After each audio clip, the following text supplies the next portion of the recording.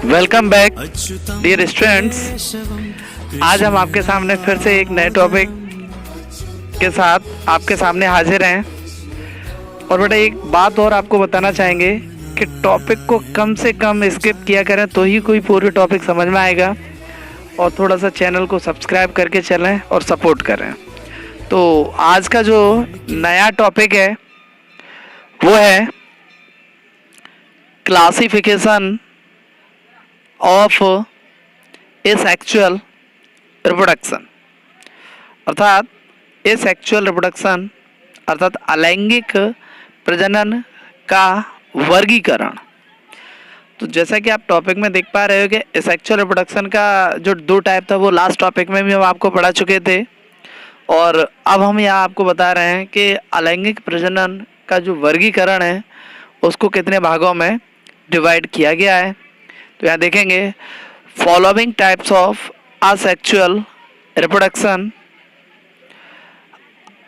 अलैंगिक प्रजनन के निम्नलिखित प्रकार होते हैं या निम्न भागों में वर्गीकृत किया गया है।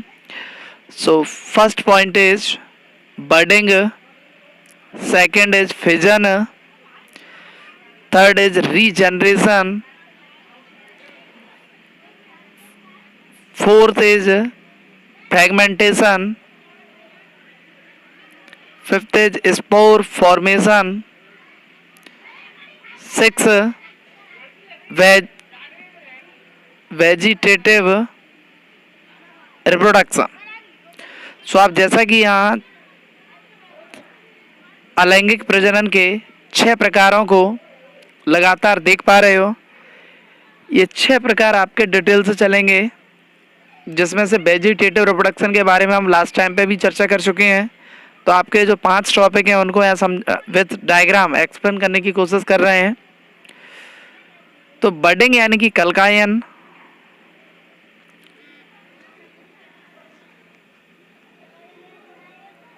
सेकेंड है फिजन, थर्ड है रीजनरेशन यानी कि पुनरुद्भवन, फोर्थ है विखंडन, स्पोर का निर्माण और कायिक प्रजनन। तो ये 6 प्रकारों को आप लगातार देख पा रहे हो। एग्जाम में भी मोस्टली इनमें से कोई ना कोई एक आध एग्जाम्पल के रूप में या एक आध शॉर्ट आंसर के रूप में या शॉर्ट क्वेश्चन के रूप में आपको मिल जाता है। तो अलैंगिक प्रजनन के प्रकारों को हम कंप्लीटली डिफाइन करने की कोशिश कर रहे हैं। तो उम्मीद है आप लगातार इनको समझते रहोगे और वो भी बिना स्किप किए। सो देखें, फर्स्ट पॉइंट इज बडिंग। तो बडिंग का अर्थ होता है कलिकायन यानी कि कली का निर्माण होना। जैसा कि आप यहाँ इसको डायग्राम के थ्रू देख पा रहे हैं कि किस प्रकार से एक मैच्योर ईस्ट सेल में, पहला जो डायग्राम देख रहे हैं उसमें मैच्योर ईस्ट सेल है। तो एक विकसित ईस्ट कोशिका में एक हल्का सा स्वेलिंग यानी कि एक हिस्सा फूल जाता है जो धीरे धीरे आगे, थर्ड डायग्राम में देख रहे हैं कि वही हिस्सा आगे जाके एक बड का निर्माण करता है। और फोर्थ डायग्राम में देख रहे हो कि न्यूक्लियस का जो विभाजन होना शुरू हुआ है।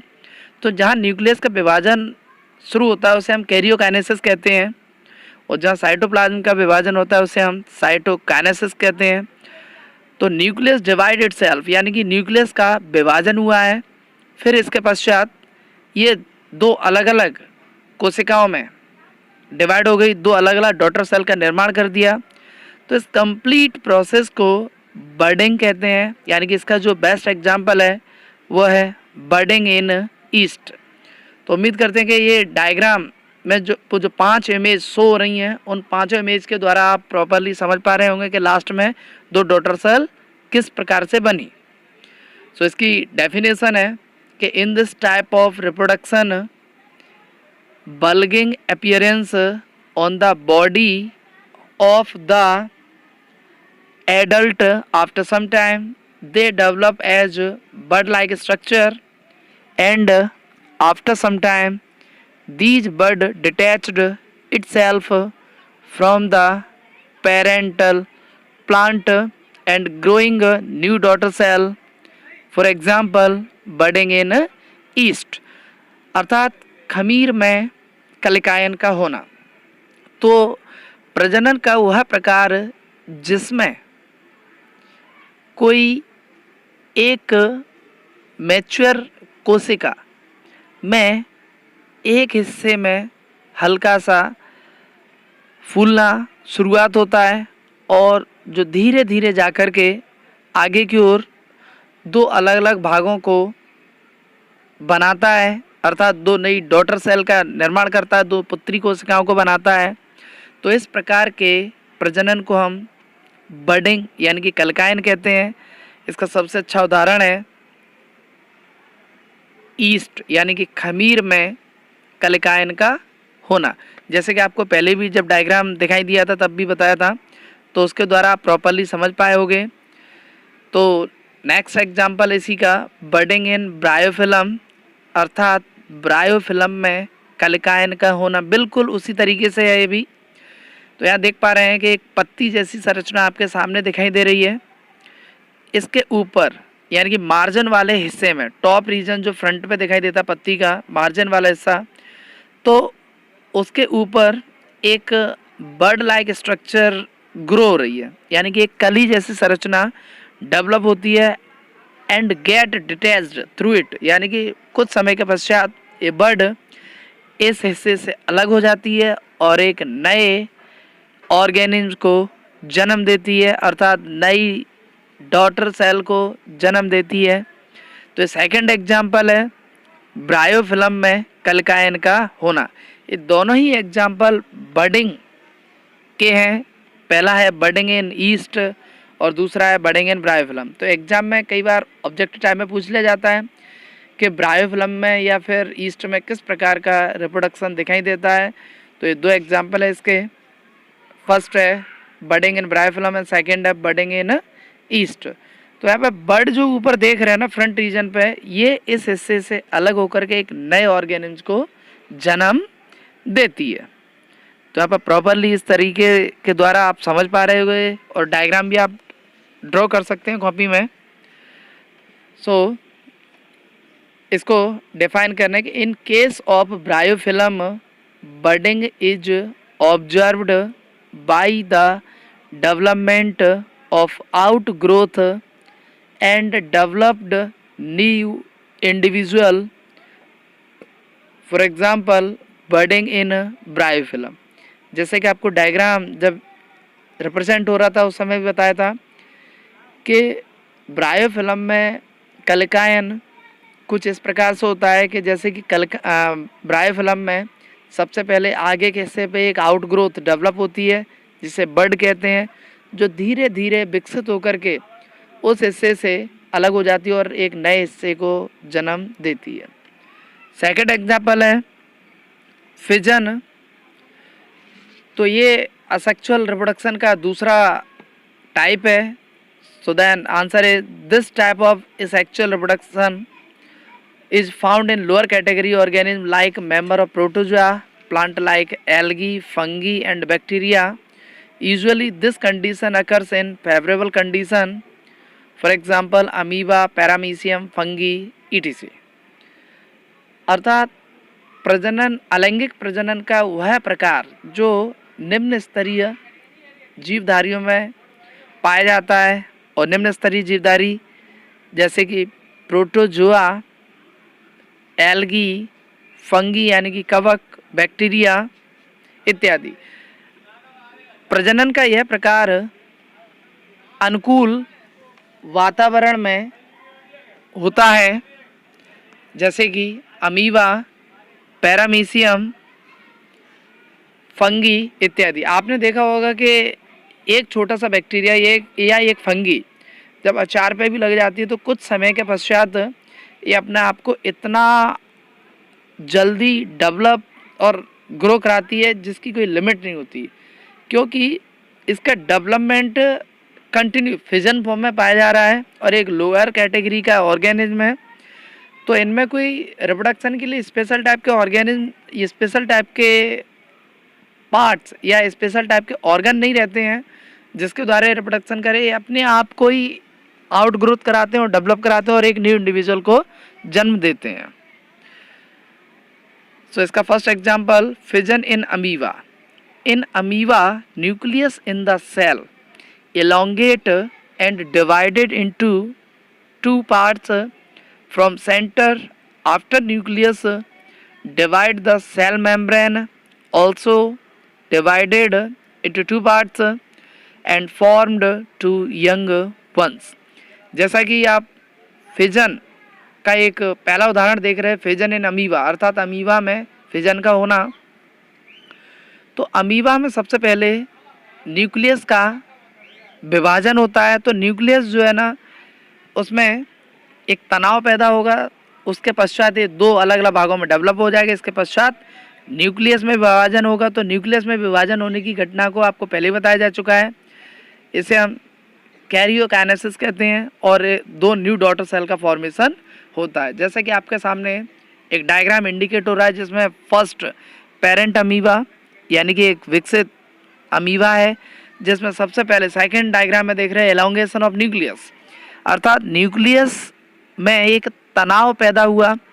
फिर धीरे धीरे उसका न्यूक्लियस दो हिस्सों में विभाजित हुआ और उसके पश्चात साइटोप्लाज्म भी दो अलग अलग हिस्सों में विभाजित हुआ।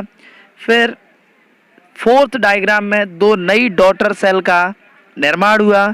तो इस प्रकार का जो रिप्रोडक्शन है वो अमीबा में पाया जाता है। तो अमीबा में लास्ट इमेज में आप देख पा रहे हो कि दो नई डॉटर सेल किस तरीके से बनी। सो ये है बाइनरी फिजन इन अमीबा, अर्थात दो अमीबा किस तरीके से बने। थर्ड है regeneration, which means of those process in which ability of an organism to reproduce it lost part of the body, it is called regeneration. For example, Hydra planaria in lizard only tail birds of beak. Regeneration अर्थात पुनरुद्भवन, यानी कि पुनरुद्भवन का मतलब होता है एक ऐसी क्रियाविधि जिसमें कोई भी जीवधारी अपने शरीर के खोए हुए पार्ट या कटे हुए हिस्से को दोबारा से जनरेट करता है, दोबारा से बना लेता है या दोबारा से ग्रो होता है। तो इस प्रोसेस को हम कहते हैं रीजनरेशन। तो इसका एग्जाम्पल है हाइड्रा प्लेनेरिया, छिपकली की पूंछ और पक्षियों की चोंच। जिस तरीके से आप देख पा रहे हो कि कुछ एग्जाम्पल आपके सामने रखे हैं, इनके अभी कुछ और भी उदाहरण बताएंगे। तो हाइड्रा में क्या होता है कि एक कोई आउट ग्रोथ डेवलप होती है, तो वो हिस्सा एक नए हिस्से को जन्म दे सकता है। तो इसका एक एग्जाम्पल आपने हाइड्रा से भी समझा। फोर्थ पॉइंट है fragmentation, a form of asexual reproduction where in a parent organism breaks into fragment each capable of growing independently into a new organism. कहीं ना कहीं देखा जाए ये भी एक प्रकार से उसी का उदाहरण है। फ्रेगमेंटेशन का मतलब होता है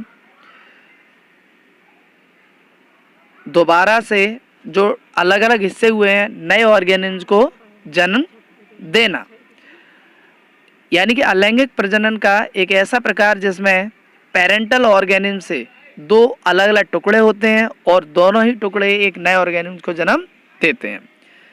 fifth point is spore formation, a method in asexual reproduction. It generally happen in non flowering plants such as fungi and bacteria. In this, the parent plant generate thousands of spores which individually grow in a plant. These spores are microscopic and round in shape and grow in suitable condition. For example, rhizopus. जैसे कि आपको पहले ही बताया जाए spore formation अर्थात spore का निर्माण होना। तो असेक्सुअल प्रजनन यानी कि अलैंगिक प्रजनन की एक ऐसी विधि जो बिना फूलों वाले पौधों में पाई जाती है, जैसे कि फंगी, बैक्टीरिया। तो आपको पहले ही बताया था कि पेरेंट प्लांट में इसमें क्या होगा, पेरेंट प्लांट नए स्पोर्स का जब निर्माण करता है तो पेरेंट प्लांट से जो पार्ट सेपरेट होगा उसी से छोटे छोटे कुछ आउट ग्रोथ डेवलप होते हैं जो सूक्ष्म दर्शी से दिखाई देते हैं, अर्थात बहुत ही अति सूक्ष्म होते हैं और ये गोल होते हैं जो आसानी से फेवरेबल कंडीशन आने पर नए ऑर्गेनिज्म को जन्म देते हैं। इसका बहुत अच्छा उदाहरण है राइजोपस।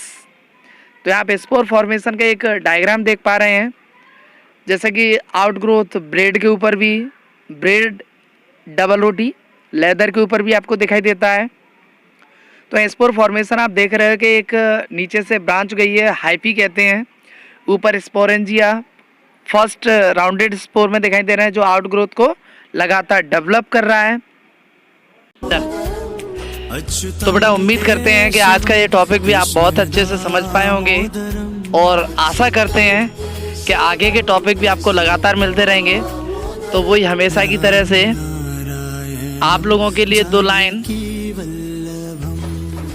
के कहीं ना कहीं ये विद्यार्थी जीवन में आपको काम आएंगी और इसके अलावा भी आगे भी अगर चाहो तो इसको अपनी ज़िंदगी में उतार सकते हो। कहते हैं ना, एक मशहूर व्यक्ति ने कहा है कि अगर आप सफल होना चाहते हैं, अगर आप सफल होना चाहते हैं तो अपने अंदर की प्रतिभा को पहचानिए, सोचने में अपना समय व्यर्थ मत कीजिए, सोचने में अपना समय व्यर्थ मत कीजिए, अभी अपना कार्य प्रारंभ कर दें, क्योंकि समय की बर्बादी आपको विनाश की ओर ले जाती है। So subscribe my channel and support me. Next topic will be continue. Like, share, subscribe. Thank you for watching. मिलते हैं अगले टॉपिक में नए वीडियो के साथ। Thanks again.